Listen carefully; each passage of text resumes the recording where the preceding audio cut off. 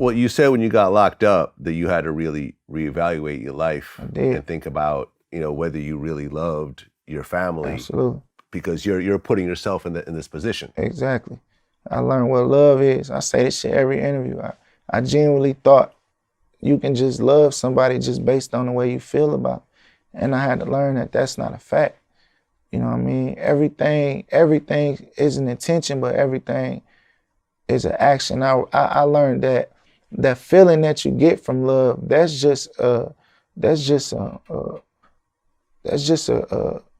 reply from that action. You get what I'm saying? That's all that is. So I realized like ain't no way I love my family, cause I'm in jail and I'm in a hole. I'm still in this bitch, moving goofy, crashing out pretty much like. So I couldn't love my family. If I love my family, then I gotta do what's right for them. I gotta put them first, put them before me. And I learned how to love them. I didn't know how to love them. Well, you finally get out, and was it the whole 20 months you had to do? Yeah, I did the whole 20 months because I went to the hole. See, like, in there, a year is only 10 months, right? So I had under 2 years pretty much. So I only really had to do like 17 months, but I ended up doing, no, I only had to do 15 months, but I ended up doing 18 because I went to the hole. Yeah. Well, you get out, and I guess while you're still in a halfway house, you end up signing the deal with Motown? Yeah, with Motown Records. Did that shit in a halfway house. My manager, Chanel, she had to fly to LA to basically get the shit done because I was in a halfway house, obviously. But I did that, you know what I mean? At that point, it's just like, man, I need to get some money. Like, one thing I ain't about to do is go to the streets. Fuck that shit. I'd rather be dead broke before I do any of that shit. You heard? Okay, and were you the first rapper to sign to Motown? No, the first Detroit rapper. Detroit rapper, that's yes, what I sir, meant. Yeah. Absolutely. I was the first Detroit rapper to sign with them. You know what I'm saying? I ain't gonna lie, like, I'm thinking my life just about to change when I did that shit. Like, you got it in your mind, where being from, where we from, we just automatically feel like you go to the league, you rich, you there, you made it. You get a record deal, a major record deal, you made it. You know what I mean? But I learned that shit the hard way. That shit don't work. Nothing like that. You heard? I thought that shit was about to change everything about my life, but it just added more stress.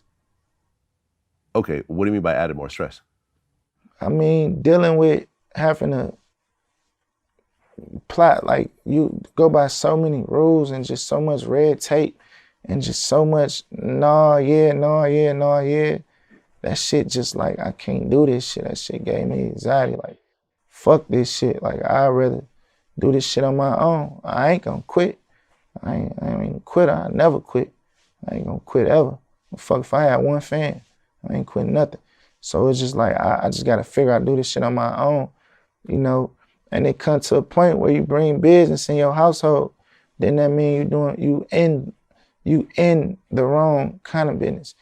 Motown did great business. My contract was good. That wasn't the problem. You get what I'm saying? It was just a miscommunication on how I need to be moved, or what I need to be doing, the type of music I like to put out.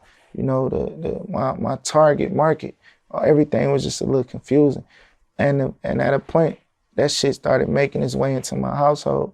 So that's when I'm like, I can't do this. I gotta figure this shit out. I gotta cut ties and do this shit on my own. You know what I mean? Well, you talked about, and I wasn't exactly sure what the situation was about, but at one point, while you were signed to Motown, you ended up getting banned from different stations and clubs, or? No, not when I was signing. No, that happened back in 2013. Okay, that happened before. Yeah, with the Okay. whole shit downtown at Cobo Hall, I got banned from everywhere. I couldn't go nowhere. Okay. Yeah, and you talked about violating probation. Was that from before or after? I ain't. Nah, I'm well right now. Everything Gucci. I Okay. move like a boss. I move like a man. I'm standing on that business 10 toes. Like, I'm standing on my business. Like, I ain't ever worried about going to jail. Like, nigga, just move smart. I'm a boss. I ain't got nothing to hide. Okay. Well, you ultimately, did you leave your deal with Motown, or did they drop you, or what exactly happened? No, I left my deal. Well, Okay. I can't say left, like, you know, I don't want no artists be watching this shit think you just wake up and leave your deal. That shit don't work like that. I Right. asked, can I, you know, be let go out of my contract, and they made it happen for me. Like bosses, like, I appreciate that. That shit don't happen like that. Like, that's why it ain't nothing bad I can say about them folks. Like, we had a good contract. When it didn't work out, I asked to remove myself, and they let me do it. Yeah, that's the way you handle it. You know, you don't Yeah. have to go and start bashing the label Ain't or no whatever point. else. They ain't do nothing wrong to me. Yeah. All they did was try to help me. It just wasn't the kind of help I needed. Right, because while you were on the label, that's when you had that Big Sean feature, and then that song Yeah. that came out. Yeah, absolutely. Because you guys were signed on the same label.